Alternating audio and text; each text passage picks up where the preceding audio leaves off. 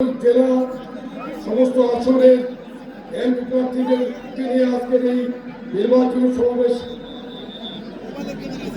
এই পঞ্চম সমাবেশ হতে যাচ্ছে ভৈরবের স্থানীয় স্টেডিয়ামে। আজকের অনুষ্ঠানের সম্মানিত সভাপতি, উপস্থিত নেতৃবৃন্দ, দলের শীর্ষ প্রতীক নিয়ে যারা নির্বাচন করছেন সেই সমস্ত প্রার্থী সহ উপস্থিত সকলকে ধন্যবাদ জানাই। আমরা যারা বিএনপি পতাকা দলে আজ থেকে 40-41 বছর আগে সামিল হয়েছিলাম, তারা প্রত্যেকেই এই দেশকে ভালোবেসে, বিএনপিকে ভালোবেসে, শহীদ রাষ্ট্রপতি জিয়াউর রহমানকে ভালোবেসে এই বিএনপি পতাকা দলে আমরা সামিল হয়েছিলাম। তারই ধারাবাহিকতায় আমরা দেশ নেত্রী বেগম খালেদা জিয়ার নেতৃত্বে বাংলাদেশে স্বৈরাচার বিরোধী আন্দোলন করেছি। আমাদের প্রিয় সাংগঠনিক অভিভাবক বিএনপির সম্মানিত চেয়ারম্যান জনাব তারেক রহমানের নেতৃত্বে ফ্যাসিবাদ শেখ হাসিনা বিরোধী আন্দোলন করেছি। এই আন্দোলনে জনাব তারেক রহমান সারা বাংলাদেশের মানুষকে ঐক্যবদ্ধ করেছেন। ফ্যাসিস্ট হাসিনা বিরোধী আন্দোলনে বিএনপি একমাত্র দল যেই দল স্বাধীনতা সার্বভৌমত্বের পক্ষে, বাংলাদেশের পক্ষে, বাংলাদেশের আগামী ভবিষ্যৎকে সুনিশ্চিত করতে হলে ইনশাল্লাহ বিএনপিকে আপনারা ভোট দেবেন, ধানের শেষে ভোট দেবেন। এখানে উপস্থিত যারা আমাদের নেতা কর্মী সাধারণ মানুষ যারা উপস্থিত হয়েছেন, তাদের মাধ্যমে ছাড়া কিশোরগঞ্জের মানুষকে তো বুঝাতে হবে যে বিএনপির হাতে বাংলাদেশ নিরাপদ, জনাব তারেক রহমানের হাতে বাংলাদেশ নিরাপদ।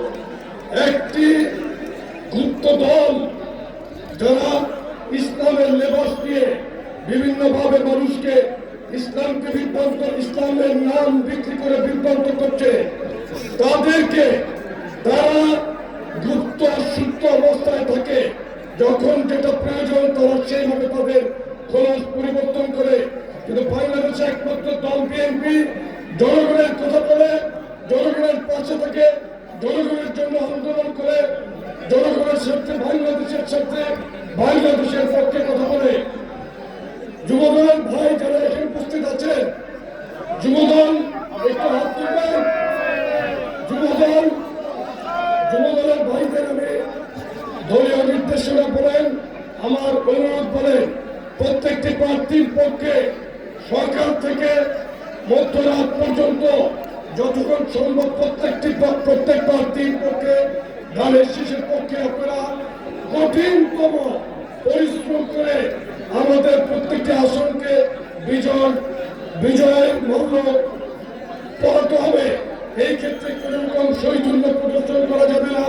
নেতা কর্মীদের সাথে নিয়ে আমি প্রতিনিয়ত প্রত্যেক প্রার্থীর সাথে আমার যোগাযোগ হচ্ছে, সরাসরি কিংবা তাদের লোকজনের মাধ্যমে।